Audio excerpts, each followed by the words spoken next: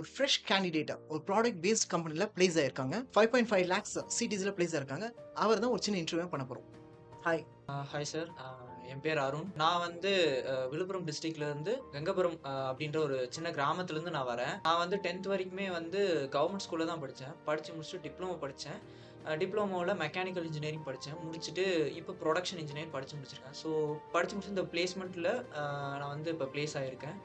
Ninja card அப்படின்ற ஒரு கம்பெனில 5.5 லேக் ஆனம்ல வந்து நான் பிளேஸ் ஆயிருக்கேன். சரி, ஓகேண்ணா மேம். தென் இப்ப ஆக்சுவலி நீங்க ப்ரொடக்ஷன் இன்ஜினியரிங் சொல்லியிருந்தீங்க. ஐடி ஃபீல்டுக்குள்ள வரதுக்கான இன்ட்ரெஸ்ட் உங்களுக்கு எப்படி கிரியேட் ஆச்சு? ஐடி ஃபீல்டுல எனக்கு இன்ட்ரெஸ்ட் வந்தது எப்படி வந்தது அப்படின்னு சொல்லிட்டு பார்த்தீங்கன்னா, என்னோட காலேஜ்ல என்னோட காலேஜ் சீனியர்ஸ்லாம் வந்து ஐடி கம்பெனில வேலை பார்த்துருக்காங்க.